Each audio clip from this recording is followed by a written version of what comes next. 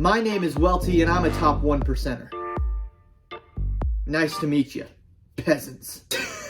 That's such a stupid intro. I am Welty, I am a top 1%er, and you can be too.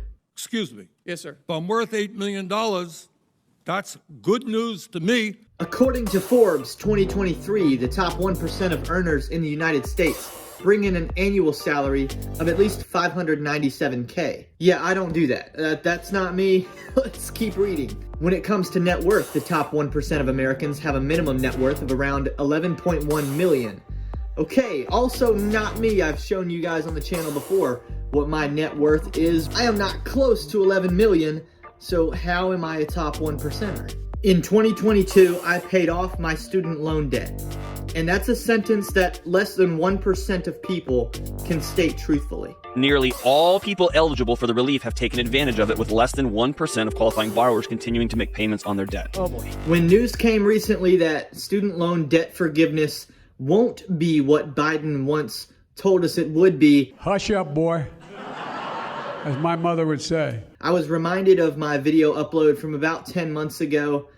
I think it aged pretty well. In that reaction video, I spoke about why I don't regret paying my student loan off just months before the announcement came that it could have been paid off for me. See, this distinction between the top 1%, to me, it's less about what you have and more about who you are.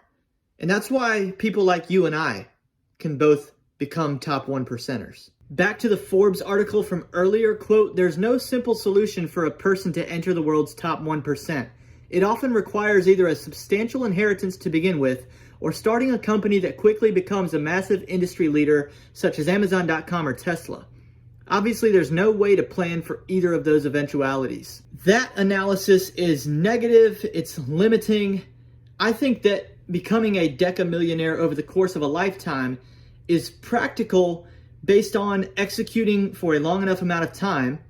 Simple personal principle. Principle. Principle.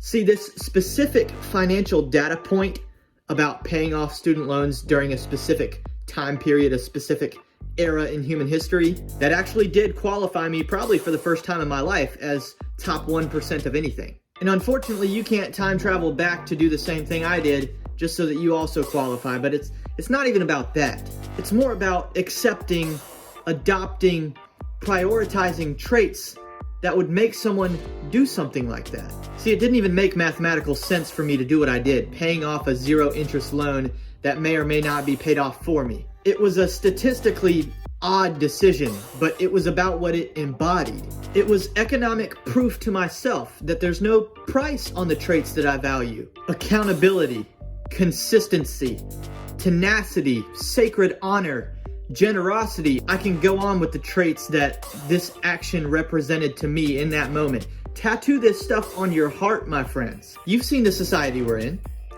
You will realize more quickly than you ever imagined that you've catapulted yourself into the top 1% just by being that person. Decide who you want to be on a trait basis. Write them down. Take ownership. Commit to them. Better yet, prematurely accept the consequences of them. And quit telling me the math matters more than the behaviors.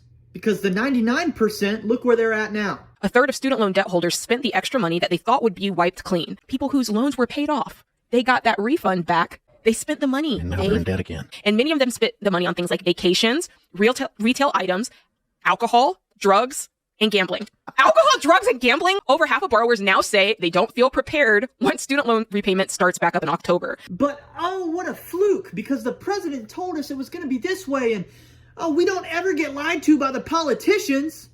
And it's not even Biden's fault. Own it, because the only way to take accountability for your tomorrow is to take accountability for where you stand today. Because you know what the counter traits look like to me from those with the counter behavior? Because they thought they got away with it. They thought they had the system rigged. They started spending the money that wasn't even rightfully theirs and wasn't even official yet. Those traits are the inability to delay gratification, selfishness, government reliance, gullibility, Because the world might tell you, and you might think that the top 1% are just born into it. Decide who you want to be. Subscribe for more, and I will see you next time on Welty.